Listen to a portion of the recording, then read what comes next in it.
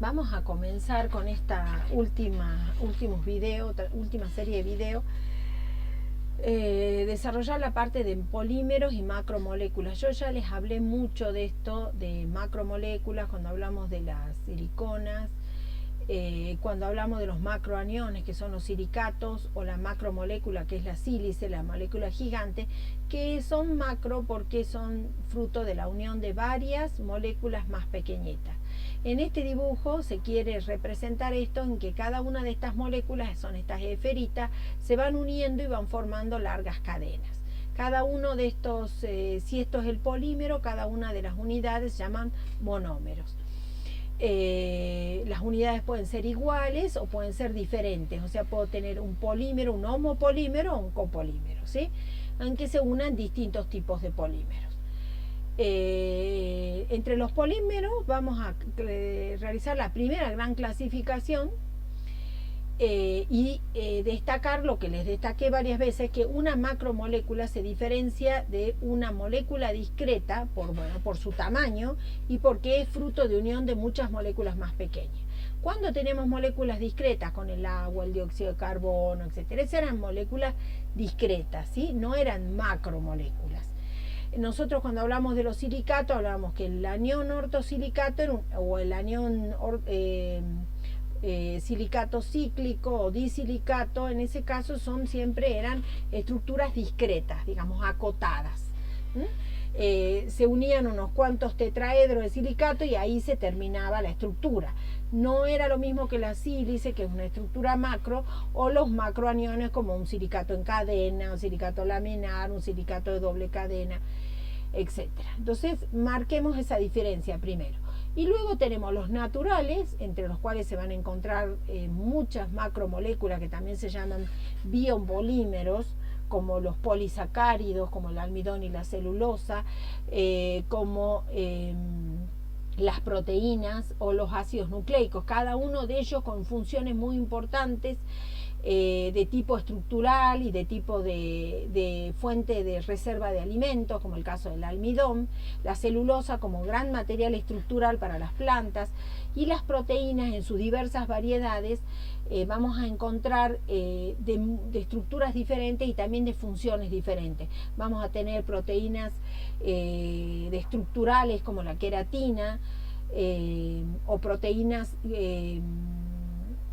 que cumplen funciones en el sistema defensivo del organismo, o sea, forman parte del sistema inmunológico, o bien son proteínas de transporte como la hemoglobina, o bien actúan como catalizadores biológicos en el caso de las enzimas.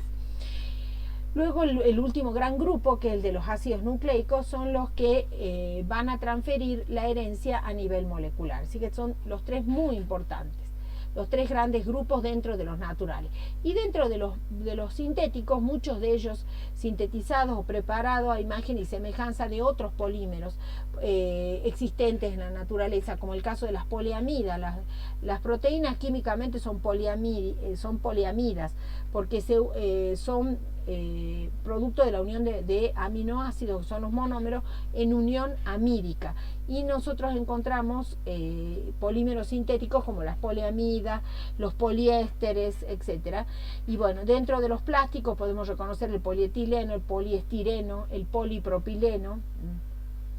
Y también hay, estos polímeros tienen múltiples aplicaciones. Y como les decía, muchos de ellos se han planteado para reemplazar las funciones de otros polímeros naturales. En el caso de las fibras sintéticas, para reemplazar a la seda. En el caso del caucho sintético, para reemplazar al caucho natural. Dentro de los polímeros sintéticos podemos encontrar tres grandes grupos importantes: los plásticos, los elastómeros y las fibras. Bien, dentro de los polímeros naturales tenemos los tres grandes grupos ya mencionados, que también, como les decía, son conocidos como biopolímeros. Acá hay una clasificación de uno de los grupos, que son los polisacáridos, de los cuales podemos reconocer dos, los más simples, que están todos unidos, formados polímeros por la unión de monómeros de glucosa, que puede ser el almidón y el glucógeno. Vamos a ver cuál es la diferencia desde el punto de vista químico de la unión de las unidades de glucosa en el almidón y en la celulosa. Otro polisacárido importante es el glucógeno, que es un polisacárido que es material de reserva en el organismo humano. En el caso del almidón es material de reserva en los granos vegetales. Y en el caso de la celulosa es un material fundamentalmente estructural vegetal. Y luego tenemos otros derivados que pueden ser lineales, homopolisacáridos, por ejemplo, en el cual son homopolisacáridos porque todas las unidades son iguales, todas las unidades monoméricas son iguales, en este caso la quitina, que forma parte del caparazón de los insectos. Y luego los heteropolisacáridos, que es de la unión de un monosacárido con otro tipo de moléculas. Hay lineales y ramificados. Acá, por ejemplo, tenemos un gran ejemplo en que la glucosa, que es el monómero de los polisacáridos, estos dos tan importantes, por ejemplo, el caso del almidón, se van uniendo unidades de glucosa y van formando disacáridos, trisacáridos, polisacáridos hasta obtener el almidón. Bueno, estos polisacáridos podemos reconocer una fórmula general de los polisacáridos.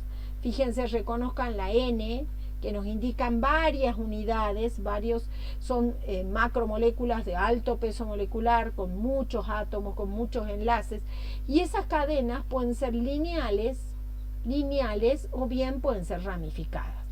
Y ahí podemos reconocer la celulosa y el almidón como los más importantes. Ambos son fruto del proceso de fotosíntesis. ¿Se acuerdan? El proceso de fotosíntesis es la unión química de dióxido de carbono más agua en los vegetales en presencia de clorofila, que la clorofila era un grupo, acuérdense que eso lo hablamos cuando vimos complejo, era un compuesto de coordinación que tenía como ion central al ion magnesio y a un anillo de tipo pirrólico. La clorofila era el que absorbía la luz necesaria, la radiación lumínica necesaria para producir esta reacción.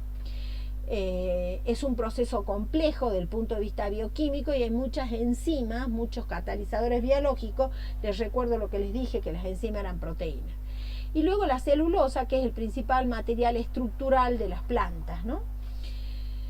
El almidón representa la reserva alimenticia de los vegetales, ubicado preponderantemente en las semillas, por ejemplo, en el grano de los cereales. El almidón es más soluble en agua que la celulosa y además más digerible. Nosotros podemos alimentarnos de granos vegetales y no así de celulosa. O sea, las vacas sí pueden comer pasto, por ejemplo, y nosotros no. Eso tiene una explicación de tipo químico. Acá tenemos más detalle en cuanto a cómo se unen las unidades de glucosa en la estructura para dar estas grandes polisacáridos como son el almidón y la glucosa. Nosotros tenemos que la glucosa como monosacárido o unidad principal es un polihidroxialdehído, fíjense. Tiene varios grupos oxidrilos y un grupo aldehído en el extremo y un grupo oxidrilo en el extremo. Lo que ocurre con esta molécula que tiende a reaccionar este grupo aldehído con el grupo alcohol y formar lo que se llama un hemiacetal. O sea que es como que la cadena lineal se une, se cicla. Al ciclarse forma una estructura que se llama tipo piranósica, o sea, un anillo hexagonal con 6 eslabones, todos carbono menos uno que es oxígeno. Y allí nos dan dos tipos de glucosa que son isómeros, los anómeros le llaman. Los anómeros son estructuras anulares o cíclicas que difieren en la configuración del carbono carbonílico, es acá no carboxílico, acá hay un error, carbonílico. Fíjense, puedo tener que el grupo oxidrilo esté de un lado del plano o del lado opuesto. Si está por debajo, en este caso, del plano que no es un plano en realidad, que se puede ubicar fíjense, el grupo H, este grupo puede estar por debajo del plano o por arriba. Vamos a aclarar esto. Este anillo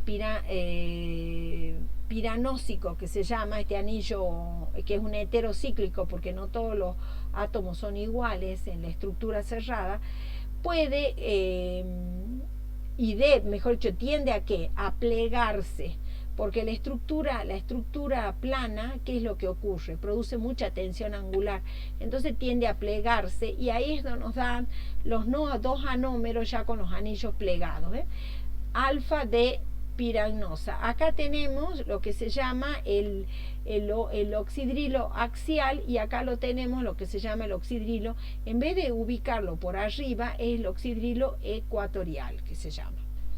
Entonces, esas dos posiciones de oxidrilo nos dan dos tipos de glucosa y nos van a explicar también las distintas uniones. Si la glucosa se une por uniones alfa, uniones de este grupo oxidrilo, que se unen, se llama unión glicosídica, lo que se hace es unir dos unidades de glucosa, dos y luego más y más y más, hasta formar las largas cadenas de los polisacáridos. Fíjense que si se unen dos alfa de glucosa, son D porque son dextrosas, ¿no? Son isómeros ópticos, isómeros de estrógeno, o sea, giran la luz, el plano de la luz polarizada hacia la derecha y forman entonces, cuando es la unión alfa 1,4 glicosídica, es cuando se unen, acá se unen estas dos moléculas y se libera una molécula de agua. Esta unión es característica del almidón, y el almidón generalmente, como sirve de alimento a los animales tienen una enzima característica que puede romper esta unión y liberar las unidades de glucosa para el alimento de ese animal, ¿no? Cuando lo requiera se van rompiendo esas uniones, por eso es que esas unidades de glucosa se van del almidón, por eso el almidón es soluble y es digerible, nosotros lo podemos incorporar como alimento en sus diferentes formas y aprovechar esas unidades de glucosa, o sea, romper esta unión y aprovechar esas unidades de glucosa. Ahora, fíjense que cuando la unión no es alfa 1,4, ¿por qué digo 1,4? Porque numero los carbonos. Este es el carbono 1, 2, 3, 4 y 5. Entonces, cuando la unión es 1,4, fíjense entre el carbono 1 y el carbono 4. Bien, cuando la unión es beta 1,4 glucosa, o sea, también entre el carbono 1 y el carbono 4, pero con el anómero beta tenemos otra estructura que es la estructura del tipo de las cadenas de la celulosa. La celulosa, esta unión, nosotros, por ejemplo, los seres humanos no tenemos la enzima, no podemos alimentarnos, digamos, de pasto, en una palabra, no podemos aprovecharlo al pasto, porque no tenemos la enzima necesaria para poder romper la unión 1,4 beta de glucosa. Y eso diferencia un polisacárido del otro polisacárido. Bueno, vamos a ver. Va a ir por partes, vemos acá la unión de disacáridos, o sea, cuando se unen dos, aquí podemos tener, vamos a empezar por esta, que es la que más reconoce seguramente ustedes, que es la sacarosa o azúcar de mesa, que es la unión de alfa de glucosa con beta de glucosa. Alfa de glucosa con otro polisacárido, que es un polisacárido con un anillo de 5 eslabones, beta de glucosa, eso nos da la sacarosa. Que es, bueno, es el azúcar que se puede obtener de la caña de azúcar o la remolacha. Una característica química que tiene, que no es reductor, y este producto generalmente se lo produce puro. Y luego tenemos otros disacáridos reconocibles. Uno es la maltosa, que es un derivado del almidón. En este caso es la unión de alfa de glucosa con beta de glucosa, unión 1,4. Y luego aquí tenemos la lactosa, que es la unión de beta de glucosa con beta de galactosa con beta de glucosa. La unión beta 1,4. Entonces la maltosa, que es un derivado del almidón, es uno de los productos de la fermentación del almidón para producir alcohol. Uno de esos subproductos es la maltosa. La lactosa es el azúcar de leche, que está tanto en los animales como en la leche humana, como en la leche de vaca. También se encuentra en la manufactura del queso, porque el queso es cuando yo precipito las proteínas de la leche y me queda una solución o suero. En el suero también se encuentra la leche. Este es un azúcar reductor, o sea que puede reducir y se puede oxidar a ácido láctico. Cuando ocurre que la lactosa de la leche se oxida a ácido láctico, es el fenómeno que conocemos como cuando se corta la leche, cuando la leche ya no está para poder consumirse. Estos son los disacáridos más importantes. Y luego tenemos los polisacáridos. Ya las estructuras. El almidón presenta dos fracciones importantes. La amilosa, que es una cadena lineal, y la amilopectina, que tiene una unión 1,4 alfa de glucosa, pero también hay una unión 1,6 alfa de glucosa. Aquí hay algunas características del almidón en cuanto a su solubilidad. Es más soluble en agua caliente que en agua fría. En agua caliente generalmente se disuelve la fracción de la amilosa, que es la fracción soluble del almidón. Bien, acá está que la amilosa es el 20% de las fracciones de almidón y la amilopectina el 80%, y es la fracción insoluble en agua. Aquí están más detalladas las estructuras de las dos fracciones de almidón. Acá, por ejemplo, está representada una cadena lineal de amilosa. Cada uno de estos puntos o estos pequeños círculos nos indica las unidades de glucosa, y esta es la estructura tipo hélice cuando la cadena se va enrollando, ¿sí? Bien, acá se muestra también la estructura lineal de la amilosa de unidades de alfa de glucosa, pero ya con la forma de anillo plegado. Esta forma de anillo plegado se llama conformación silla. La conformación silla se plantea y se ha verificado, evidentemente se ha verificado, por eso hablamos de ello, es por lo que yo les decía que el anillo, este anillo hexagonal tiene mucha tensión angular, porque el ángulo es muy pequeño, entonces eso hace de que se produzca repulsión de los pares electrónicos de los enlaces, y eso provoque que se pliegue.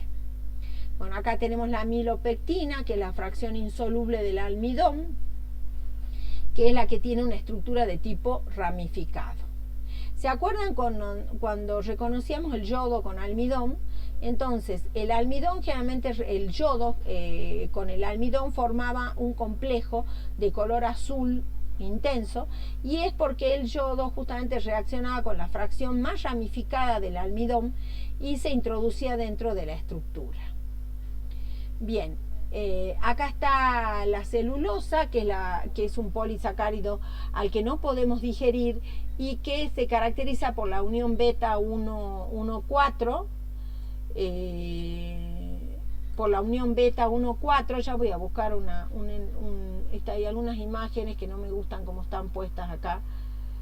Esta parte la voy a reemplazar, beta 1,4, cuya unión no puede ser degradada por las enzimas que tenemos en el organismo humano. Por eso es que no podemos alimentarnos de pasto como las vacas. Y esa es la diferencia importante del almidón con el almidón, la celulosa y el almidón. Por ejemplo, el algodón es celulosa casi pura y es insoluble en agua. Obviamente por hidrólisis, por ruptura de estas uniones va a producir glucosa, que es el único monosacárido que la constituye a la celulosa. Luego tenemos la estructura del glucógeno, que es un polisacárido que se ubica en el hígado principalmente, y es una sustancia de reserva de energía. Cuando necesitamos glucosa, digamos, entonces va liberando unidades de glucosa a la sangre a través, por supuesto, de las enzimas que van rompiendo la unión que es alfa 1,4 glucosa, como el caso del almidón. Tiene una estructura de tipo más bien ramificada, ¿no? Parecida a la amilopectina. a ver si lo puse aquí, la amiropectina tiene la estructura ramificada, el glucógeno igualmente, ¿sí? Bien, acá tenemos el otro gran grupo de polímeros naturales, que son las proteínas, que tienen como característica un monómero, que es un alfa aminoácido, que se llama. O sea, en la estructura vamos a tener un grupo carboxilo y un grupo amino. El grupo amino, como tiene siempre el nitrógeno un par electrónico, tiene características básicas, y como ustedes saben, el grupo carboxilo tiene características ácidas. Se conocen alrededor de 26 aminoácidos, que son los constituyentes de todas las proteínas conocidas en la naturaleza, ¿no? Que pueden constituir organismos vegetales o animales. Alrededor de 20 de ellos son los que se llaman esenciales, ¿no? Que tienen que ser provistos por la dieta al animal para poder disponer de ellos, porque el animal no lo puede sintetizar. La característica de tener un grupo amino y un grupo carboxilo hace de que la molécula de aminoácidos sea una molécula polar, por lo tanto soluble en agua. En general son sólidos cristalinos. Y además lo que ocurre aquí es que puede existir como ion dipolar, que se llama, como ion positivo y negativo al mismo tiempo. Este ion dipolar se llama en alemán Schwitter-Ion. Según el pH de la solución puede predominar el catión o puede predominar el anión.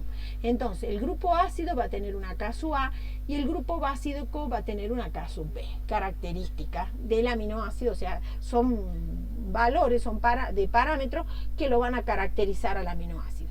El grupo R es lo que me va a diferenciar cada uno de los aminoácidos. Por ejemplo, acá tenemos en total son 25 aminoácidos. Aquí hay una variedad muy grande de aminoácidos. Aquí vemos los grupos R, las diferencias entre los grupos R.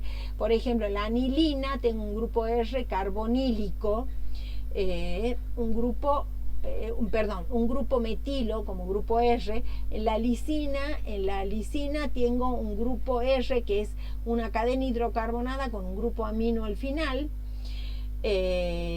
A ver, ¿qué otro más es importante destacar? Acá en el caso del ácido aspartico y el ácido glutámico, el grupo R es un grupo carboxi, un grupo con un resto con un grupo carboxilo, tanto en el ácido aspartico como en el ácido glutámico.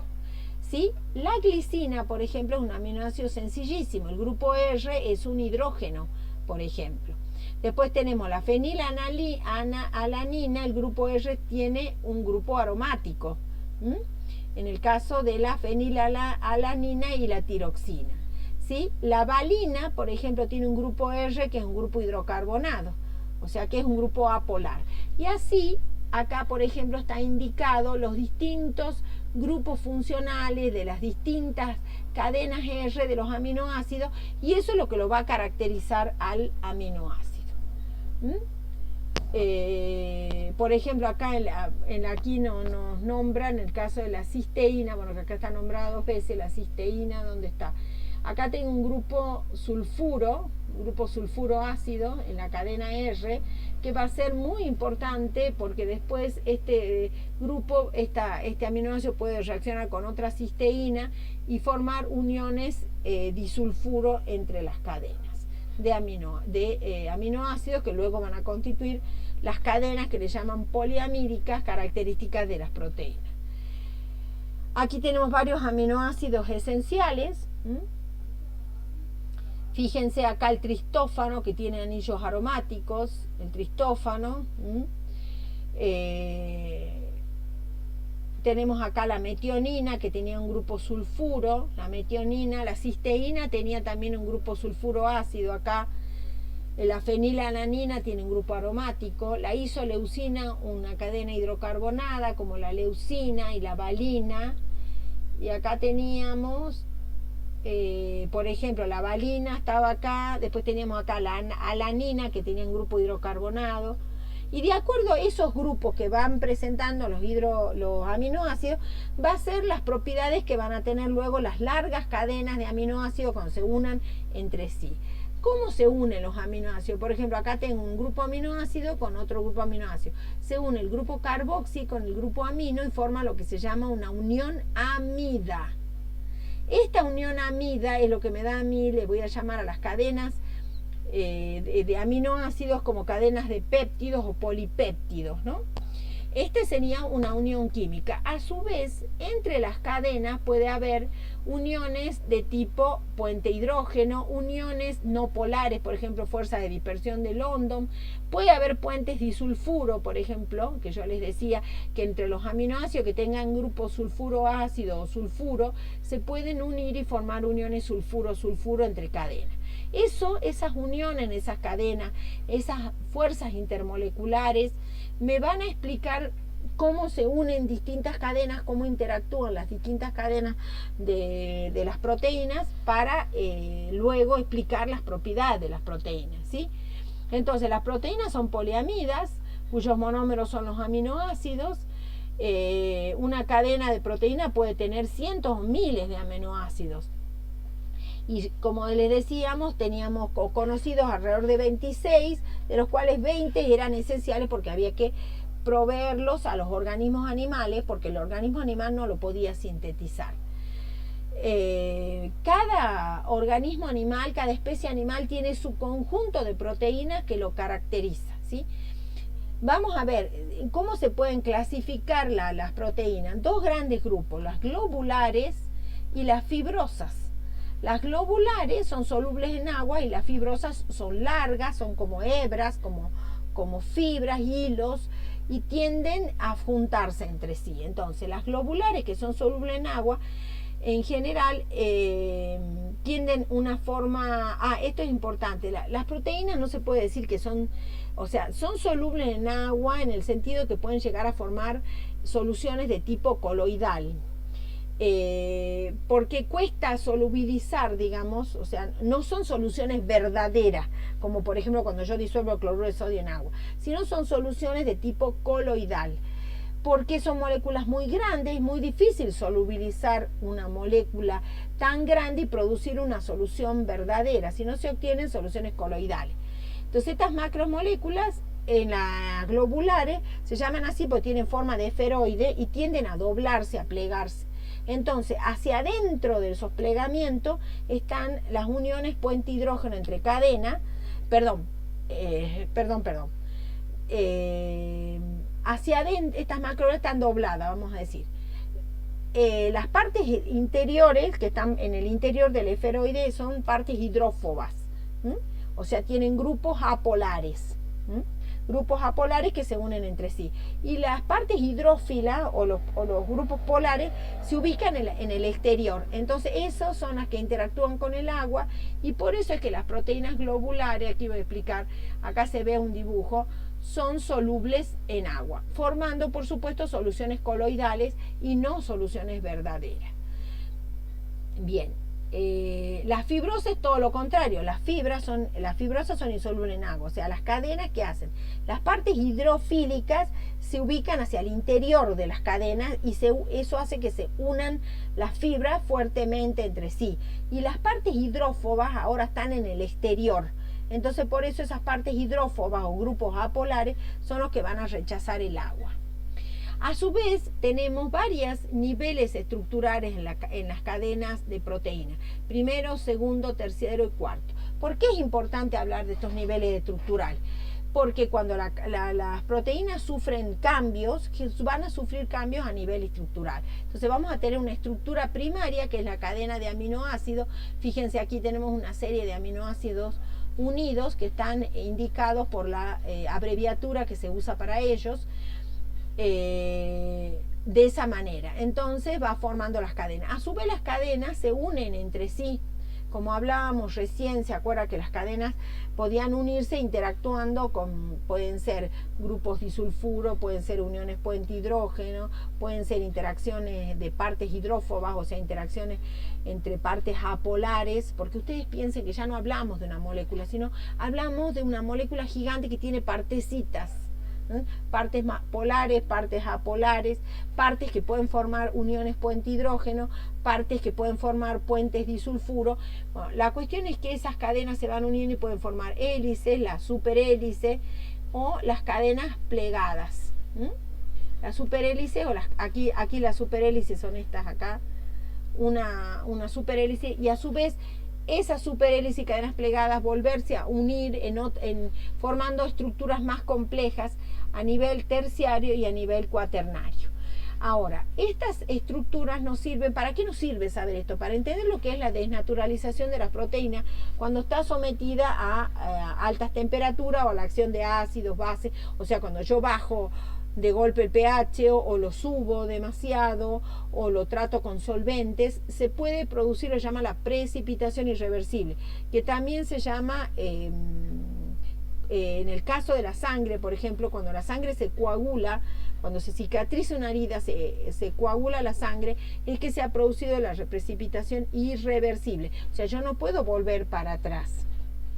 Por eso es muy importante saber a qué temperatura se desnaturaliza una proteína, porque cuando eso ocurre se pierde la estructura secundaria de la proteína. Al perderse la estructura secundaria de la proteína, empieza a perder funciones la proteína, que eso es muy importante recordar. En el caso de la albúmina del huevo, cuando yo caliento el huevo, ¿qué hago? Formo, por ejemplo, lo hago hervir en agua y obtengo huevo duro, por ejemplo. Ahí es donde se produce una precipitación irreversible de la albúmina de huevo, que es una proteína del huevo. Acá están, en esta diapositiva se representa lo que es una estructura de tipo fibrosa, en donde se representa la estructura primaria hasta la estructura secundaria de la proteína, no así en la globular, que tenemos estructura primaria, secundaria, terciaria y cuaternaria a medida de que se van formando los agregados. En este caso acá se muestran las hélices, las famosas hélices, y a su vez las hélices unidas.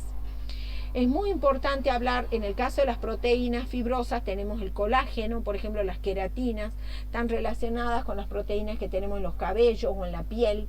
O sea, son proteínas más que nada que dan, su papel es estructural. Y en el caso de las globulares, las funciones que cumplen pueden ser enzimas,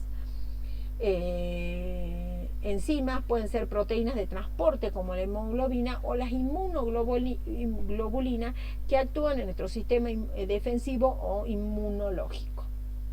Bien, acá hasta aquí llegamos.